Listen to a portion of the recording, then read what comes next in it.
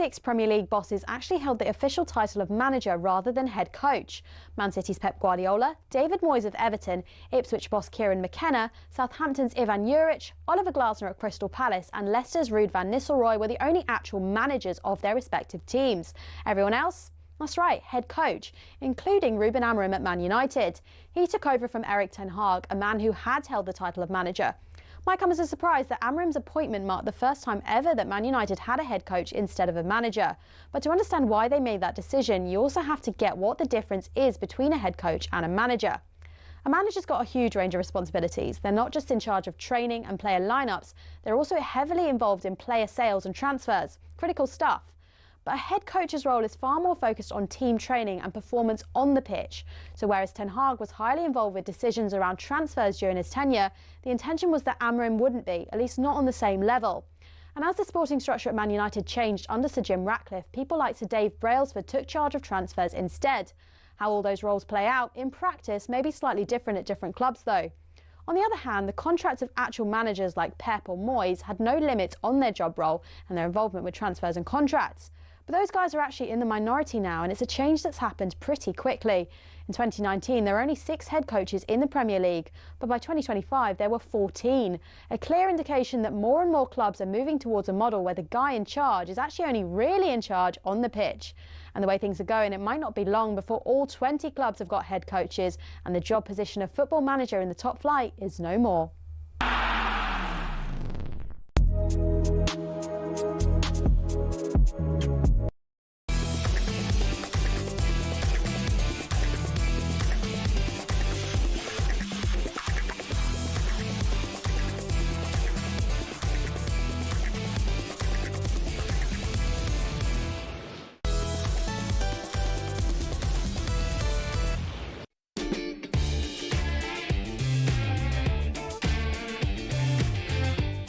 And welcome along to Early Sports Breakfast. Katie Shanahan here with you this Thursday morning, the 2nd of October. I'll be here for the next hour until 6 o'clock when Alan Brazil and Gabby Ogbonlahor take over with talkSPORT Breakfast. So whether you're on your way to work, in the car, potentially off to the gym, or maybe you're about to press that snooze button one more time, don't worry, settle in and keep talkSPORT bubbling away in the background as we've got plenty coming up over the next hour, including last night's Champions League action. Not good enough, with the words of Erling Haaland, after they conceded another late goal. Do Man City have a late goal problem? Arsenal fans, how good did Martin Odegaard look last night? And also Victor Gyökeres is looking pretty good as well.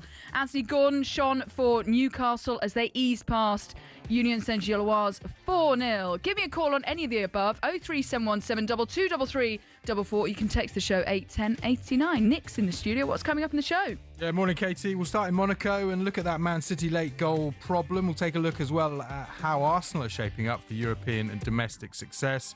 Plus, we'll hear from Simon Jordan on why certain sections of the media need to give VAR a break. And we'll go through the best of the front and back pages on this Thursday morning. Thanks, Nick. Let's get into it. Right, lots of the back pages are dominated by Eric Dyer, would you believe, because of his late equaliser against Man City. But I watched the Arsenal game last night as an Arsenal fan. You watched the Barcelona-PSG game. And I mean, it was fairly straightforward for Arsenal last night, but a cracking game for Barcelona and PSG. Yeah, I went with the connoisseur's choice. I actually switched off for about 70 minutes because I was knackered. I need to get up at stupid o'clock for this job. But what a game that was. Marcus Rashford's looking pretty good, you know, playing on the left. You've got Ferran Torres and then Lamine Yamal. That Barcelona front three looking naughty. But PSG, under strength. Kvaratskhelia not injured. João Neves actually got injured in the warm-up. So they were without as well Desiree Doué. But, you know, PSG looking pretty strong once again. The team's basically the same. It's just they've just changed the goalkeeper, Lucas Chevalier, in there. I mean, yeah, it was an absolutely cracking game. And Barcelona continues to play with that crazy high line as well. And they've got some young defenders. So I think, you know, of the two, PSG shaping up probably stronger for the Champions League. Yeah, I still think PSG are going to be the team to beat. I remember being in Munich for the Champions League final, and it was just such a weird final because we'd already known by half-time who was going to win. So I feel as though they're still going to go the distance and be the team to beat. Well, maybe that game last night was the final that we deserved last year. You know, Inter were great, and I love Inter, but they were done by the time they got to PSG in the final. But yeah, great for Arsenal. Exactly. I'm sure you're going to get into that. Yeah, absolutely. We're going to talk lots about Arsenal as they had a sting in the tail for Olympiacos. Man City got a kick in the teeth, though, at Monaco. And Newcastle were barnstorming in Belgium. Here's how another bumper night of Champions League games sounded on talkSPORT. A chance to feed it back to Harvey Barnes in the area. Knuckleball! And Newcastle United have got their first Champions League win. Travelling out here, that's what we would have wanted, especially after the Arsenal ending. That was a big response from the players. They quickly worked out where the weaknesses was, and then they made the most of those. Is this Arsenal's time? Is this the season it all comes together? Trossard, Saka again, through the goalkeeper and in to seal the victory. Winning the Champions League is always very complicated. Keeping another clean sheet is remarkable from the boys. And it's a 52nd goal in the Champions League for Erling Haaland. But all the while, there's only one goal in it. I'm saying we need to be careful. City need to get that third goal. They didn't. To level this game up. Can Donnarumma save it? No, he can't. And Manchester City, who've dominated this game, have been caught in stoppage time. Yeah, Erling Haaland scored twice, but Man City twice let a lead slip in their 2-2 draw at Monaco. Annoying, isn't it, when you do your bit, but your teammates just don't play ball. So Haaland opened the scoring with a really acrobatic, one of those where you just think, how on earth has he got that to get the opener? Then John Tezes, I don't know if you saw this, an absolute rocket for Monaco. He pinged one into the top corner from about 20 yards out. Really impressive. City were then in control for much of the game and then went ahead through Haaland once again. And great to see. I'm just really pleased for Foden. He hit the bar and you just thought it was just a couple of inches and then it would have gone in. So Foden and Riders hit the bar with powerful strikes as well. But right at the end and across all of the back pages this morning is Eric Dyer, because he received an accidental kick to the face from Nico Gonzalez as he tried to head in a late winner. And then he coolly slotted away a penalty in the 90th minute. And Pep Guardiola wasn't best pleased about the decision. Are you able to give us your opinion on? No. It looked like the whole bench were exceptionally angry about it. Nothing to say to the Spanish referees. Listen, football you have to win. It's a result. If you analyze how was the game was in many things really good, step by step, and we'll do better. But many things were great chances we found, especially Phil in the first half, and many good players played really, really good, and we conceded almost nothing, and we create the chances. They defend so deep, so tight that it wasn't expected for the way they play. Monaco always play with four in different way. They adjust, but we adapt really good and we play really good. This is my feeling. But of course, when it's close, we have to defend. Not defend. It's a set pieces, of course, of that, and yeah, we take the point. That is only I can say. Well, I mean, it did look like a kick to the face from Nico Gonzalez, and you can't be doing that. You know, it's so late into the game. You need to be really composed in the box. Well, here's what Erling Haaland said following their 2-2 draw at Monaco. He said, "We did something unnecessary, and I don't think we deserved to win. I don't think we played good enough. We needed more energy in the second half. They took the lead more, and I don't think it's good enough." So that's Haaland, who's now got 52 goals in 50 Champions League games now. So he's certainly delivering, but it sounds like Man City certainly need to keep their heads towards the end of the game. And talkSPORT's Jason Cundy is puzzled over the identity of Man City this season and doesn't see them as Premier League title contenders. I don't see City right now anywhere near the level where Arsenal are going to be at the end of this. I just don't see it. I don't know who Man City are. I genuinely don't know what they look like.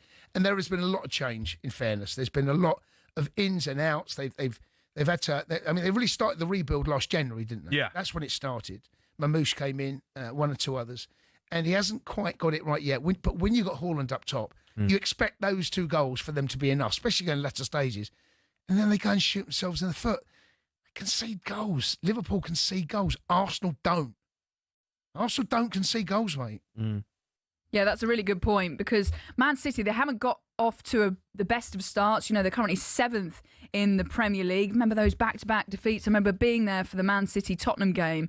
And the way that Tottenham just managed to squeeze those goals in and just make and really expose Man City defensively. And they're really just finding a way to concede goals, especially late on. I mean, do Man City have a late goal problem? Look at this. 31st of August, they suffered that 2-1 loss at Brighton. That was after conceding the 89th minute. Then in the 21st September, that 1-1 draw Arsenal, that was conceding in the 93rd minute. And then obviously last night, that 2-2 draw at Monaco, that was after conceding in the 90th minute. So it feels as though they need to solve that late goal problem. Let me know what you think. 03717 223344. You can text me 81089. Meanwhile, Arsenal are one of only 6 teams to win both their opening Champions League games, and Darren Bent was watching for talkSPORT. Yeah, Arsenal there looking, again, I've said it before, looking so sharp. I mean, Odegaard is almost not coming out of that little pocket from around the centre circle. He's linking really well with Gyökeres, and even there, that's where Martin Odegaard's at his best, when he's on that half turn on the edge of the box and he tries to get a shot off, and it gets blocked, but Gyökeres is there following it in. So again, the movement, the 1 and 2 touch play from Arsenal has been really impressive this first 17 minutes. Yeah, so Gabriel Martinelli opened the scoring for Arsenal in their 2-0 win over Olympiacos, and you may have noticed the owner Evangelos Marinakis was watching on from the stands. He was stood up at the back. He was putting his head in his hands for a lot of the game. As for Victor Gyökeres, how good did he look last night? Yes, he missed a bunch of decent chances, but before Bukayo Saka coolly put the goal in. But it means that Mikel Arteta and his side walk away with 3 points. But really pleased to see the likes of Gyökeres kind of getting those balls in behind from Martin Odegaard, who played brilliantly last night and was just able to kind of get the best out of Gyökeres. I think that's what he's really been missing, that space and those balls in behind, and he's not as good with his back to goal and the ball coming into his feet. So certainly a night for Martin Odegaard. He's got loads of praise, and Gyökeres as well. Here's the Arsenal head coach and on Gyökeres and his lack of goals so far this season. What I sense is that he's doing better and better things every game, you know, and today he was denied a few times, one of the blocks, and then hits the post. But I think overall his performance was exceptional. Again, his work rate was really good, and yeah, we want him to be scoring goals, but if he doesn't do that, at least to do everything else that he's doing for the team, because he's helping the team a lot. Yeah, I certainly think that we're seeing better signs and more positive signs from Victor Gyökeres last night, but I think that also with Martin Odegaard, he needs to be delivering those balls in to get the very best, like we saw him do for Sporting Lisbon, where he got a lorry load of goals, and hopefully he can get the goals for Arsenal very soon. Well, on the Sports Bar last night, Jason Cundy said that Arsenal can go all the way at home in Europe this season. Jamie O'Hara, though, disagrees. It doesn't matter when we last won it. You're looking at form this season. I'm looking at the form. Who are top? We're playing better football than Liverpool. Who's top? By one lucky free kick. Who's top? Lucky free kick. Who's top? Well, that's what I'm saying, Jamie. Will you say that Who's Arsenal top? Are favourites? Liverpool by 2 points, okay, but they won't be after this weekend. But, okay, right now, Liverpool are the favourites. They've won. Okay, they're so top of the league, and they won the Premier League last season. Arsenal?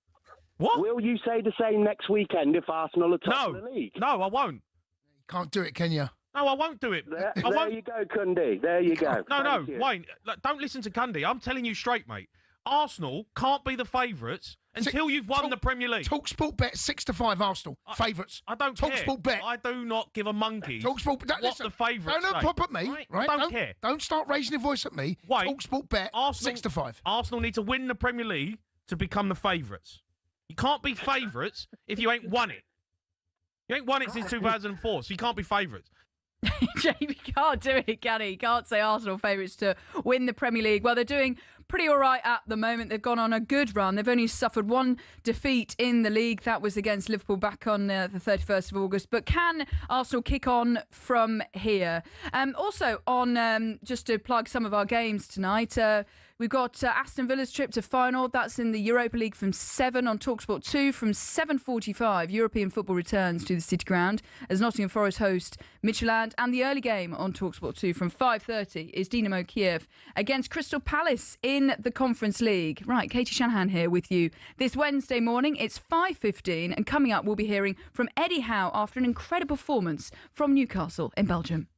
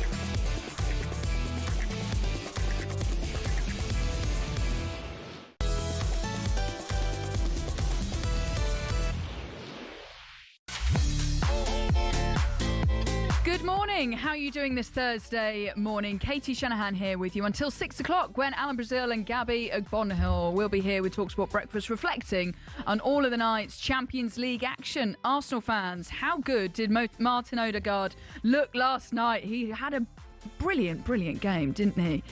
Keep those calls coming in 03717 223344 or you can text me 81089, just like Craig in Winter has. Good morning, Craig.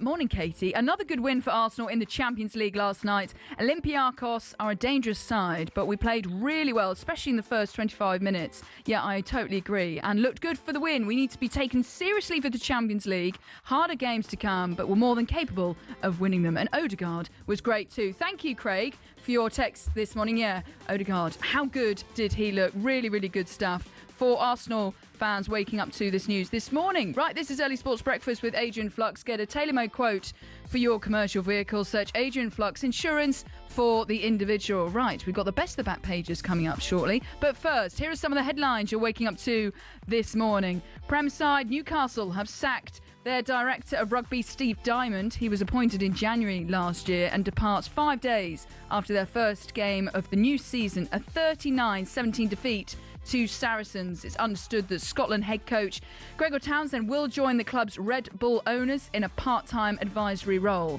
PSG became the first team in history of major European competition to win 3 consecutive away matches at Barcelona. Gonzalo Ramos's late winner gave an understrength PSG a 2-1 win in the Champions League. And Frank Lampard's Coventry City up to second in the Championship. Had you right once again, scored twice as they thrashed Millwall 4-0 at the Den. And talkSPORT caught up with a delighted Coventry manager. Really tough place to come and play. They don't get beaten well here. You know, they're a good squad, good team, and I think they progressed the team, to be fair. I think they have a good recruitment. They give you problems in attacking areas. They've got a very effective way of playing. But I thought we were a better team in the first half when we get our goal. And then how we managed the game consistently through the second half. When we had to defend, we defended. We scored an incredible second goal. We changed the system. We stopped the spaces that they'd want to find and where they were giving us some problems. And the lads saw the game out really well. So, yeah, I thought we were first class with our focus and attitude. And, yeah, not easy to come here and win 4-0, absolutely.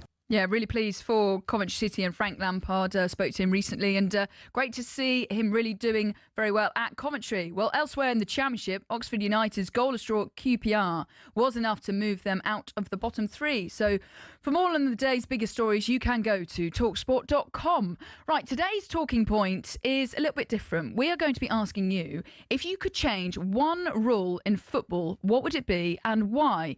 So for me, I would make it rolling substitutions, because when I used to play international hockey, we used to have rolling subs. So we would come on and there wouldn't be any need for a board. We wouldn't need to stop the game and all of this. So if we want to speed up football, potentially, could you have rolling subs where they just come onto the pitch? You would still have 5, but you don't need to stop the game, get the board up, and you can roll on the sub whenever, which might make things really interesting and make sure the managers are on ball as well. So if you had one rule to change in football, what would it be and why? Give me a shout. 03717 223344. You can text me 81089 here on Early Sports Breakfast. Right, the early game in the Champions League last night was an incredible performance by Eddie Howe's Newcastle to win 4-0 in Belgium. talkSPORT's Dean Ashton saw the Magpies put Union Saint-Gilloise to the sword.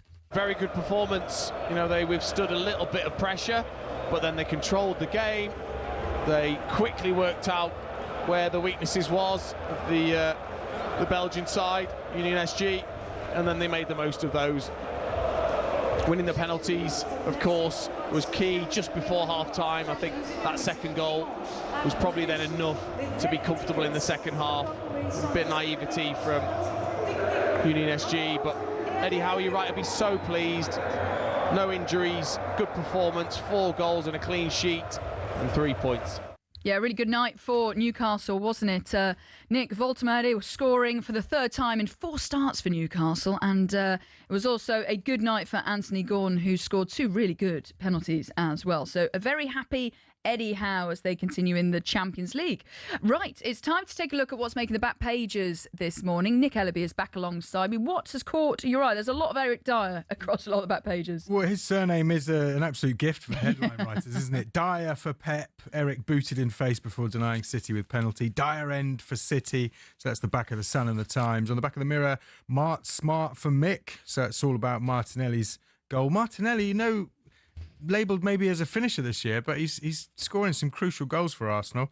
And also I think Bukayo Saka showing Gyökeres how to actually put the ball in the back of the net. But I know the Arsenal fans in the office are very happy with Gyökeres at the moment. Well, he certainly looked better last night. Like we were saying, it was he just looks better when he gets those balls in behind, when he's got the likes of Martin Odegaard who can spot the space and do the timed pass. That is exactly. That's the kind of player that Gyökeres is. He doesn't want the ball to his feet with his back to goal. Much like Erling Haaland. How good does Erling Haaland look when he's on the run and he can just go past people when he's got space. And Victor Gyökeres is the same. Yeah, actually, those two Haaland finishes last night were unreal. Anyway, I think the most interesting story is this World Cup kickoff times.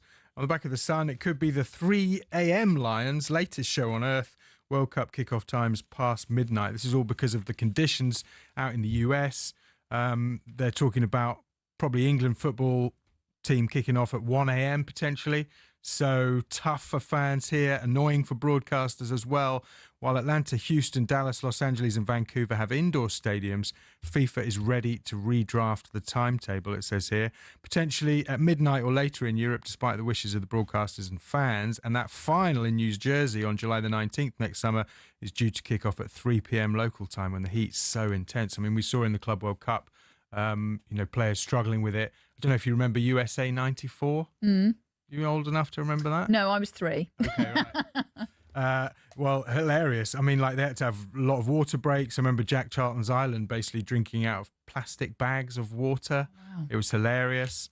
And then, those, I don't know, what was your favourite weird World Cup kickoff times? Japan, South Korea in 2002 were quite like breakfast games, weren't they? Yeah, because I was out in Australia for the Women's World Cup just 2 years ago, and I remember everyone being like, it's so great waking up, having my breakfast and watching the football. Yeah. So I think all 4 breakfast times, but 1 a.m. and 12, I mean, well, we even saw during the Olympics with Tokyo that people were staying up to watch it. So I still think the appetite's going to be there, but it's just a case of get your coffee in and settle in. Yeah, I mean, we'll watch the football. I think in terms of the Olympics in Tokyo, I think it means here people watch it a lot less. But I think everyone's going to be tuning in for England at whatever time. And then on the next Club World Cup, on the back of the Times from Martin Ziegler, he says that FIFA are going to lift that restriction for having 2 teams from each country. So it looks like there could be 3 Premier League sides in the Club World Cup next time. Obviously, this summer it was a bit weird because we had, the Italian champions, Napoli, the Spanish champions, Barcelona, and the English champions, Liverpool, were all not there. There is apparently a meeting at the FIFA Council to look at this at the moment. FIFA might push to expand the Club World Cup to 48 teams, but that is likely to be opposed by UEFA. Did you enjoy that tournament? Say that again? Did you enjoy the FIFA Club World Cup? Well, I was out in the Euros in Switzerland, so I didn't watch as much of it as I would have liked. But yeah, it'll be interesting to see if there are three teams that end up being part of it next time around. Nick, thank you very much for now. Right, Katie Shanahan here with you this Thursday morning. talkSPORT Breakfast is coming up at 6 o'clock with Alan Brazil and Gabby Bonlahor. Up next, we'll hear from Fabio Wardley, and we'll be having some fun, of course, with the front pages.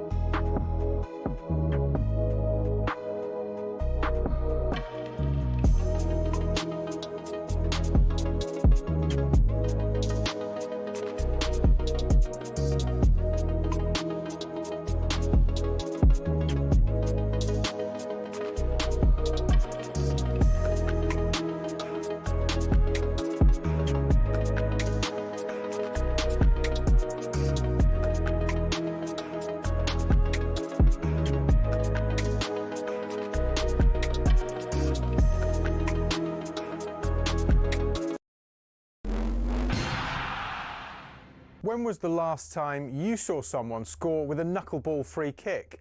We're going to take a look at why we're not seeing them anymore and explain a bit about how they work. The knuckleball peaked in the 2010s after that Ronaldo strike against Portsmouth in 2008 inspired academy players everywhere. Here's a young Mason Mount. I tried to base my free kick on Ronaldo, hit the ball by the valve and it moves. So what do you do? Top corner. Now, no ball is perfectly aerodynamic, so as it travels it creates ever-changing pockets of turbulent air, causing that unpredictable movement. Football's most prolific free-kick taker, Juninho Pernambucano, perfected the technique but didn't invent it. He was inspired by players from the 90s and even the 50s. So how do you do it? You have to hit the ball head-on with as short a contact time as possible so the ball doesn't spin. Hitting by the valve helps with that short contact time, as it's the hardest part of the football. So why don't we see knuckleballs much anymore? It's because players are being told not to shoot from dead ball situations because the XG is so low. In fact, as Opta shows here, since the 08-09 season there's been a 10% reduction in players shooting from free kicks in the Premier League. And in 23-24, a record low of 11 free kicks found the back of the net. And the knuckleball, though spectacular, is imprecise, which is why it's becoming a thing of the past.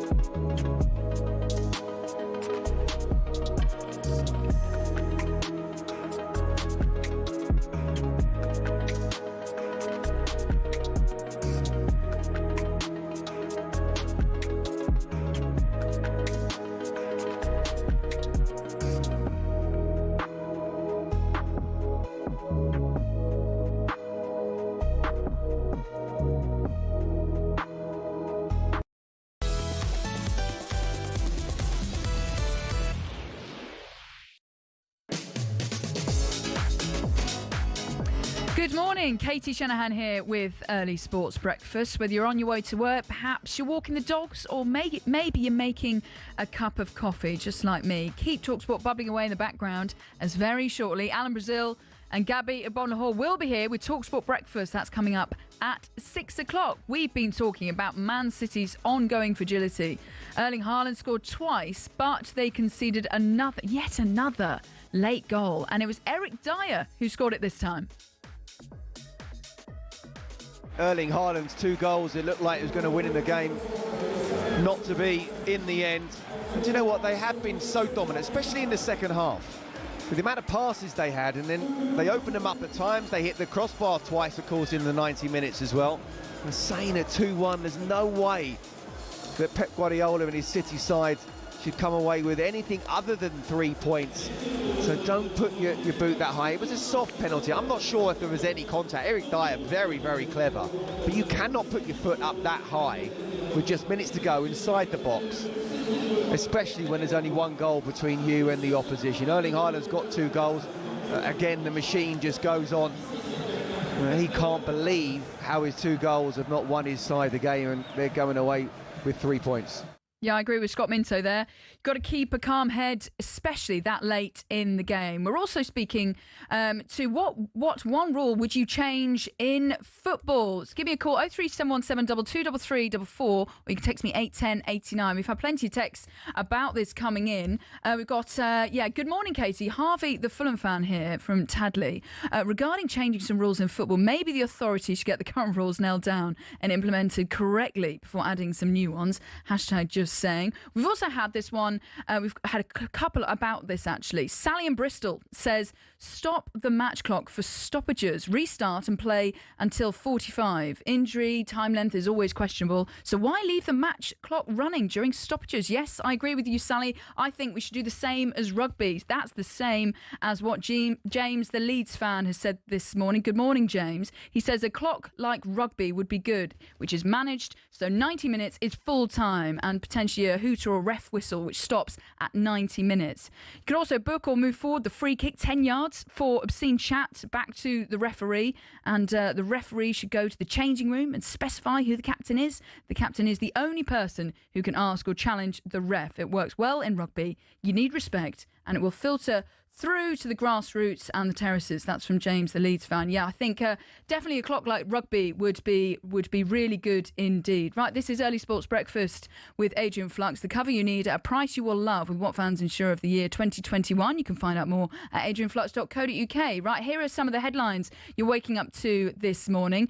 Several of Europe's Ryder Cup heroes return to action today at the Alfred Dunhill Links Championship. Matt Fitzpatrick, Tommy Fleetwood, Tyrrell Hatton and Rob McIntyre are all there. The tournament takes place across the Old Course at St Andrews, Carnoustie and King Barnes. Rossa Martin says he's upset to see young Rangers fans sticking their fingers up at him. That's after a poor start there, and there have been protests calling for Martin and Chief Executive Patrick Stewart to go. Rangers go to Sturm Graz, that's in the Europa League, later on this evening. And Celtic boss Brendan Rodgers has urged fans to back the team amid planned protests for their Europa League game against Braga tomorrow night. Supporters are set to continue their actions against the club's board by staging a 29-minute silent protest. That's during the first half. They're unhappy at the perceived lack of ambition shown by the hierarchy. I think our focus is pretty much on the performance on the pitch. That is the only thing that we can control. Our history is based around our supporters and what they bring. So I would hope that, I understand frustrations, but I hope that we still have a full stadium here back in the team. Yes, that Celtic game is tonight against Braga. So for more on all of the day's biggest stories, you can go to talksport.com. Right, let's say a very good morning to Chris, the Arsenal fan, who has called the show, talking about this is on the back of, Arsenal, can they go on and win the title? Chris, what would you like to say regarding Martin Odegaard, I believe? Yeah, good morning, Katie. How are you? You well? Yeah, I'm very good, thank you. Very good, especially after seeing the mighty Arsenal win last night. And Martin Odegaard, how good did he look? He looked like the player he was 2 years ago. He looks. I know he carried an injury last year. He was probably rushed back because of, obviously, we didn't have the depth on the squad. So he passed it sideways a lot last year.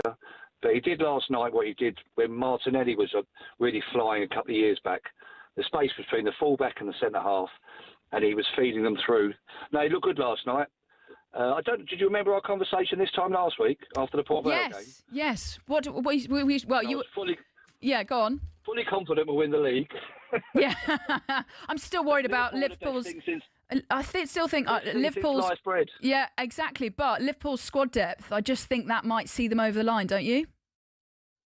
Liverpool squad depth? No, we're going to win the league this year. I'm fully confident. Okay. Fully confident. I think that they do. The Salah's going to the African nations.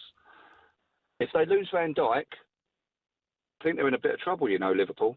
Yeah, they are. They're not fullback. I think the fullbacks haven't settled in. As again, we've all got new players. But it just made me smile today listening to Jason and Jamie and all the others. We're now favourites for the league. Well, this time last week we were useless. So how quickly things can turn. Yeah, no, a lot of weeks, a long time in football. But no, to see Odegaard back, I think Gyökeres will love playing with him. He's a runner, isn't he? He's not a holder-upper, really. He's not a Havertz drops deep. So, no, good signs. Good signs. Thank you, Chris. We've got West Ham on Saturday, so anything can happen. Anything can happen. Yeah, let's see. Arsenal, the mighty Arsenal, can they continue and go on and win the Premier League this season? Chris, thank you so much for your call this morning. Really good to speak to you, and you're giving me positive and confidence ahead of Arsenal's season. Can they do it? Can they? Can this finally be their year? We'll have to wait and see. Thank you, Chris, the Arsenal fan. Keep those calls coming in. 03717 223344. You can text the show 81089 on one rule you might want to change in football as well. Right, something a little bit different we're going to talk about here. Are we being too harsh on VAR? Yeah, we're talking about this, especially at the start of the week, but what are the numbers? When you compare 2 seasons ago with last season, there has been an improvement. Total errors were down from 31 to 18. Meanwhile, the average delay in games caused by VAR decisions was down from 64 seconds to 39. That's almost cut in half. Well, Simon John thinks certain members of the media need to climb down from the very top. People are hugely invested in sport, with emotion being the absolute driver, and you're asking for a rational approach to it. And you're not going to get it. No, exactly. What I do expect better from is sections of the media and punditry that can't climb down from their position now because they've been so entranced in it. They're the ones that have created the demand for technology by criticising refereeing, not being prepared to accept it. Now they've got the solution to it. The solution isn't perfect because it's got to go through several guises to get to the perfect incarnation, yet they've vilified it at every turn. Those are the guys that should be held accountable because they've got no solution besides bitching and whining about mistakes that are being made. Yeah. Referees, I'm not good enough. Managers going mad about it. Pundits doing the same thing. Okay, the solution is technology. Right, let's change our attack and let's make it the technology that's the devil in the room now. Okay, well, you can hear more from White and Jordan, obviously, every morning from 10 a.m. Right, now it's time for this. It's a front page throwdown. Oh, what a move! The front page is first on the early sports breakfast. talkSPORT. Right, Nick Ellaby is back alongside me. What have you found in the front pages this morning? Anything funny? Anything a little bit weird and wonderful? Well, I'll tell you what. I mean, the biggest news is probably Britain's favourite soup, I think. Britain's favourite soup? Do you have a favourite soup? Oh, I love a tomato soup. What do you think Britain's favourite soup is? Is it tomato soup? Do you like tomato soup because you're an Arsenal fan? And I'm wearing red, and I'm literally representing tomatoes today. Tomatoes are actually my favourite food of all time. If I was stuck on a desert island and there was one food I could pick, it would be tomatoes. Really? Why you look at me like that? Well, no, I mean, what would you pick then? Water content. Not soup, I'm guessing. Yeah, okay, yeah. Just full meat for the rest of your life. Okay. Yeah. So listen, I mean, this is probably surprising. Right, here we go, soup. Tomato has been dethroned by chicken as Britain's most loved soup. Oh, Cream of chicken is now the nation's top broth, it says in the Daily Star. As many as 43% of us had soup for dinner last night, with 27% enjoying it as a starter, 33% as the main course. Where do you sit on onion soup, French onion soup? In France is good. Okay. You know, when you get those like bits of bread in the top with cheese on. Love that. So chicken's top, tomato second. What do you reckon third is? Oh, is it like minestrone or something? Minestrone is down at 8. Okay, where's number 3 then? Beef and veg. Beef and veg? Yeah. Beef and veg soup. Mad, isn't it? Winter vegetable number 5, mushroom at 6, cauliflower at 10. Amazing. So there's the soup chart, but good to see tomato still, solid second. We learned about Mr. Allright yesterday. Yeah, we did learn about Mr. Allright. He's probably still asleep at the moment. Does he do his fair share of the housework? He does actually. Yeah, it's very good. Tell you what I read here in the Daily Star. Do you? I do most of it. Do you? Yeah, I'm good on it. Claim to fame. There you go. Yeah. What's your favourite house job to do then? Well, my least favourite is ironing. Absolutely hate ironing. I hate ironing. What I do, I try and hang my clothes right so I don't need to iron them. Yeah. That's my little trick. My favourite is, I don't know, I don't think I have a favourite one. I steam everything. I actually don't really iron anymore. I steam absolutely everything. So, yeah, steam. I've got a steamer. I've got a steamery, which they are absolutely amazing. And incredible. I go everywhere with my steamer. Apparently, busy Brits are saving time by combining dating with life admin in a trend known as choremance. I don't know if it's like romance, choremance. Single folk are sizing up potential partners by doing their weekly shop together, walking the dog or going to the gym. It's one of the trends identified by dating website Plenty of Fish. Do you ever do that when you were dating? No. Sounds weird, doesn't it? That sounds really odd. Very strange. Choremance. Olga Koch, who's working with Plenty of Fish, says, I especially love the idea of a choremance. Merging my love life with my to-do list is a game changer. If anyone does do that, get in touch with the show, please, because that is weird. That is odd. We got time for this? Just quickly, yeah. You got a favourite tea bag? English breakfast. Yeah. Okay, right. Reese Witherspoon, apparently she fell in love with PG Tips while filming in the UK. I love PG Tips. Made a couple of movies here when I was a young woman. Got obsessed with PG Tips because that's all they offer on set. I mean, it is a good one, isn't it? It is a good one. Yorkshire tea's the best, though. Oh, yeah, Yorkshire Gold. I've got to say that. My mum's from Yorkshire, so we've got plenty of Yorkshire tea and Yorkshire Gold. And that's the front page. And that's the front pages. Thank you, Nick. Right, up next, we're going to be looking ahead to 3 more European games live for you on talkSPORT tonight.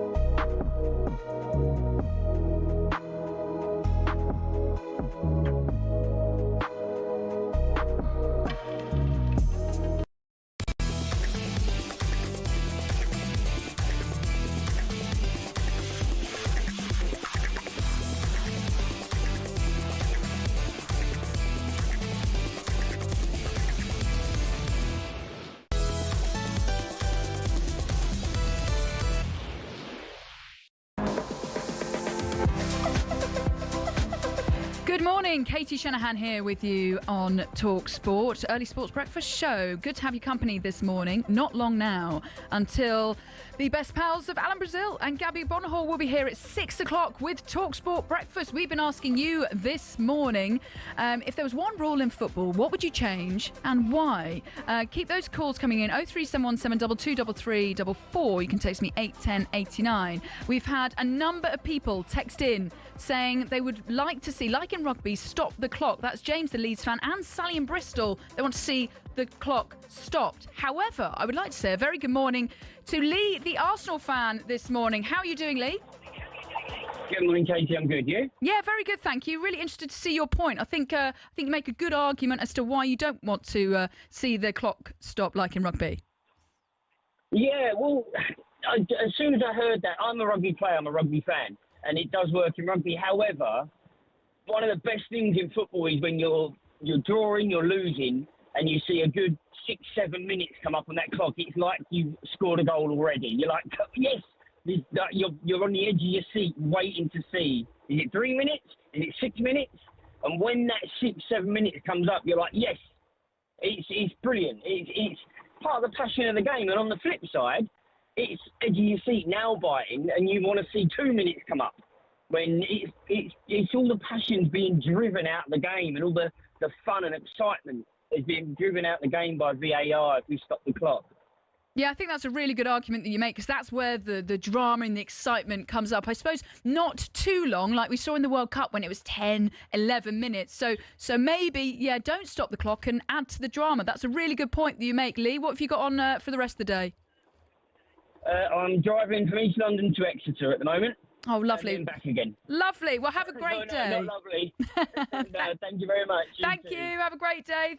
That's a really good point. That adds to the drama, doesn't it? So, yeah, in rugby, maybe it works. Maybe in football, we keep it. Really good text coming in this morning. Right, let's talk about what else is coming up on talkSPORT today, because Ange Postecoglou is still looking for his first win as Nottingham Forest head coach. He's got 2 draws and 3 defeats since replacing Nuno Espirito Santo, including being knocked out of the Carabao Cup at Swansea.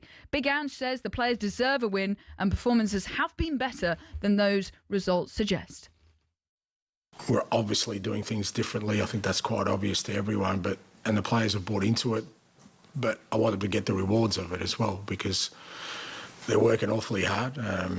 Just about every physical metric we have, they're producing sort of their best performances. When you look at our football, we're creating more chances than the opposition. We're kind of dominating in every sort of aspect, but we're not winning. And you want the players to feel the reward of that, because I think that accelerates growth and belief. When you don't sort of get over the line, even though the belief is still there, they don't get that reward and enjoyment that is required to continue that. So, but there's only one way to fix that, and that is, and I don't think it's going away from what we're doing. That's for sure. We've just got to keep doing what we're doing, and I'm really confident that the results will come. Well, meanwhile, Morgan Gibbs-White says he had a lot of personal issues going on at the time of his transfer saga this summer. We all thought he was off to Spurs before then. He ended up signing an extension at Forest, and Gibbs-White said family comes first. Just a really stressful time for me personally, for my family. There was a lot of things that happened behind the scenes in my personal life that was difficult to really focus on. I found it difficult to focus on football at the moment and everything that was going on. But in reality, your family is everything, and you have to put them first. And that's a decision I made. I had to put them first and focus on what was right in the moment, and that was being with my wife and my newborn son. So that was what happened in the summer, and I made sure my full concentration and full focus was with them. Huge respect for Morgan Gibbs-White speaking there so openly and so honest, because, you know, family does come first, and I don't think we hear enough about potentially what's going on behind the scenes regarding footballers who at the end of the day are human beings. Nottingham Forest against Midtjylland is live for you on talkSPORT 2. That's from 7:45. Right, ahead of Aston Villa's game at Robin van Persie's, remember, Feyenoord. Yes, Unai Emery was asked if a result would be extra special, given that's where Villa won the European Cup 43 years ago. 1982, Aston Villa won here, and last year we were playing against Bayern Munich, the team they faced, and of course was something special. And today we can remember for our supporters, because our supporters, a lot of them, they were here, and we are playing again here. And this is European football. This is something always special to play in Europe, and we can add this detail because it's very important for Aston Villa club and for Aston Villa supporters. Okay, well, Feyenoord against Aston Villa in the Europa League is live for you on talkSPORT. That's from 7 o'clock. That's on kickoff with Natalie Sawyer. The early game on talkSPORT 2 from 5:30 is Dynamo Kiev up against Crystal Palace in the Conference League. Right, keep those texts coming in, 81089. We're talking about if there was one rule in football, what would you change? We've had a text come in with Gav, the Newcastle fan. He says, penalties, whoever wins it takes it. No set penalty takers. I like that a lot. Eric Dyer did that last night, of course. And another one here from Broondog, who says, hi guys, the changes I'd like to see in football are VAR. Why is it one person's view on a decision? It should be an odd number in independent rules, all shown the same images at the same time and a set time to make the decision. Throw-ins, a line from where to take it, no further than that line, and also 45 minutes if the ball in play. As soon as that ball stops rolling, the time stops, and also start on 45 minutes, and it counts down. Right, have a great morning. Yeah, you too. Thank you so much for those texts coming in. Let's take a look to see what's coming up on breakfast this morning. Former Villa and Feyenoord defender Ron Vlaar will look ahead to the Europa League game tonight. Neil Warnock will go over the shocking state of affairs both Sheffield United and Sheffield Wednesday find themselves in. And Matchroom founder Barry Hearn will discuss Ronnie O'Sullivan missing next year's Masters. You have been listening to Early Sports Breakfast with me, Katie Shanahan and Adrian Flux. Insurance for the individual. Find out more at adrianflux.co.uk. Lots of texts about what rule would you change in football? Would you stop the clock in football like we see in rugby? That's from Sally in Bristol. We've also had the same text coming in from James in Leeds, but then as we heard Lee, the Arsenal fan, saying don't stop the clock. That's where all the drama is in football. So really interesting to hear all of your thoughts this morning. I'm back next Wednesday from 5 till 6. Thanks so much for listening and have a wonderful day.